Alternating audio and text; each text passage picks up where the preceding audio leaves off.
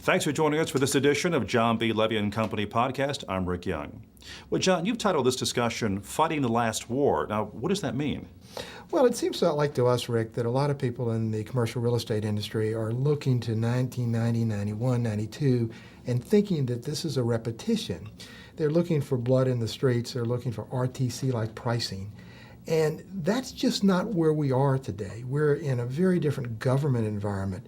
The government in 1990, 91, 92 was in what we would call a foreclose and dispose mentality. The RTC bought, foreclosed, and sold on assets really by the pound. What we're seeing now is exactly the opposite. The government is not forcing fire sale pricing the way they were in the last war.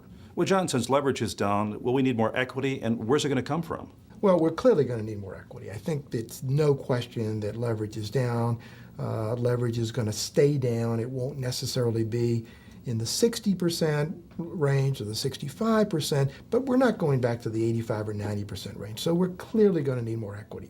We think equity will come from institutions as soon as they recognize that the pricing that they're getting now is probably close to the bottom or already started back up.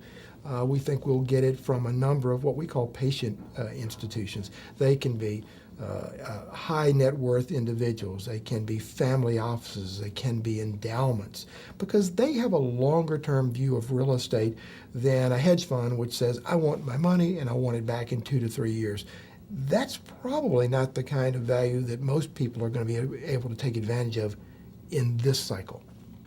Did real estate cause this recession? So why the interest in commercial real estate equity? Well, it's interesting. Real estate may have caused the recession, but it was single-family real estate, not commercial real estate. I think we've all heard about subprime loans. We've heard about no document deals. We've heard about people that put on seconds and thirds.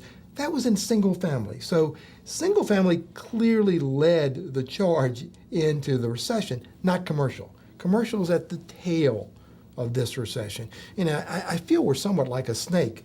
The economy seems to be headed up, but in commercial real estate at the tail, it can still be headed down a bit before we go up. So commercial real estate didn't cause this recession, as opposed to in the 90s, in the early 90s, you could argue that commercial real estate was almost a lead into that recession.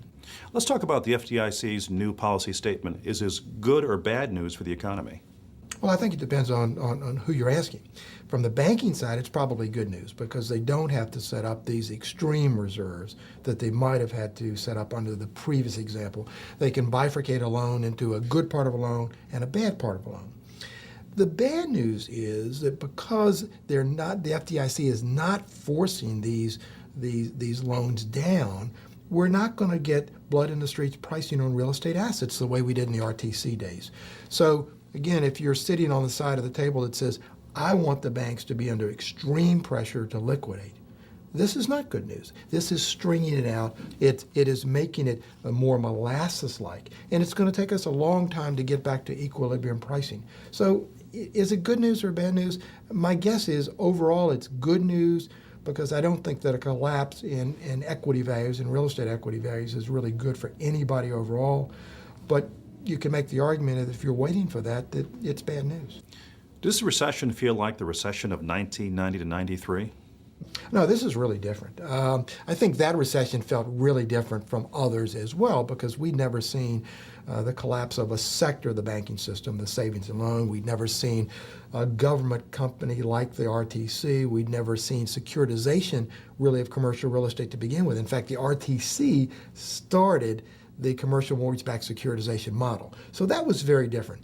But in this recession, we almost saw a meltdown of the entire banking system, not just a part of the banking system. I mean, who would have thought that AIG, a AAA-rated company, would almost go bankrupt, that we would have to rescue Fannie Mae and Freddie Mac, that Lehman Brothers would go bankrupt, that Bear Stearns. So to my way of thinking, this is much more severe. It's much more global. It's not just commercial real estate. It's commercial real estate, it's investments, it's companies.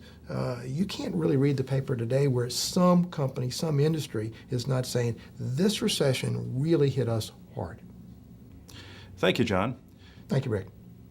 We'll be back in January with more from the John B. Levy & Company podcast, A Look at 2010. I'm Rick Young. Thanks for joining us. For more information, you can call John B. Levy & Company at 804-644-2000 or contact them online at www.jblevyco.com.